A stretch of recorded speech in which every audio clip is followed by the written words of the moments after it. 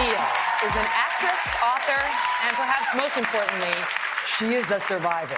She is here to talk about her remarkable life and her latest project in a moment. But first, a quick look at Tatum O'Neal's incredible career. Watch. I want my $200. At 10 years old, Tatum O'Neal became the youngest Oscar winner for her role as a child con artist opposite her real-life father, Ryan O'Neal, in Paper Moon. Then came a string of hits, like The Bad News Bears, International Velvet, I'm gonna get chosen for the Olympic team. and Little Darlings. Not to mention small screen roles in shows like Sex and the City, Hey, Carrie, what a surprise. Rescue Me, and Dancing with the Stars. O'Neal is also a best-selling author, opening up about her life and struggles with addiction and abuse in her memoirs, A Paper Life and Found, A Daughter's Journey Home. She is currently featured in a new film called God's Not Dead, A Light in Darkness. See what a judge has to say about it. We're done. Please help me welcome Tatum O'Neal.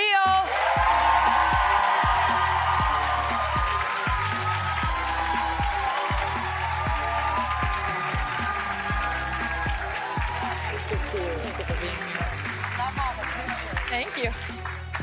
We love him too. I usually hate all the pictures. That takes me back. I'm sure it takes you back too, because I was one of the. Which one? All of them. Like watching you. First of all, Little Darlings. You're younger than that. I was dying to be you. Bad News Bears. I was dying to be you. Thank you. I did a Kevin Smith's podcast just recently, and he said, when I saw that movie Tatum, I said I realized I would never I would always cast the way Amanda Wurlitzer was. Like, she had agency. Like, it was the biggest compliment I've ever gotten, I think. The Bad News Bear, she was just such a little spitfire who went in there with the only girl on the all-boys team, which, can I tell you, that actually, I was that girl in real life. I did that. I stunk, unlike you, however, in that movie. You were actually rocked it. 3 months of training, I think. But you pulled it off. But the juxtaposition between what was happening on screen and off screen has been a theme throughout your life. A little bit. I mean, I've been public about it. Which part? All of it. Just the difficulties, because I think a lot of us fall we fall in love with these images we see on screen without any appreciation for how difficult it may be to be a child on screen in the first place.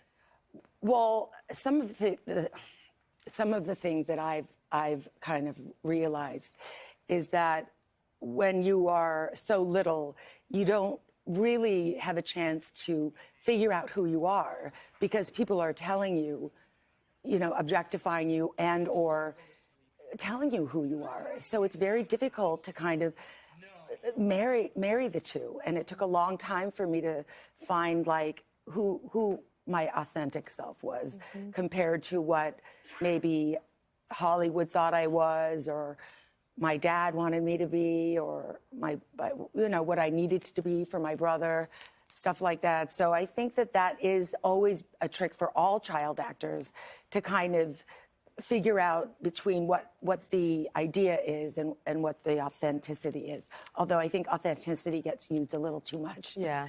Well, I mean, just knowing what I know about you, what I've read about you, is you basically didn't have parents growing up. Your mom was an addict and an alcoholic. And I'll just stop you there because it's taken me a long time to realize that my mother's addiction, she was like fully marginalized in Hollywood. Like, she was thrown. She was an actress too. She was a really, really good actress, and she was super talented. She was Peggy on the Andy Griffith Show, for anybody who is an Andy Griffith fan, and she was his girlfriend, and played a beautiful song on the show and played guitar. She was just multi-talented, but she just got super marginalized, and it just recently I realized, like, that can't happen anymore, where our male colleagues are given this, like, hey, you got through it, you're doing great.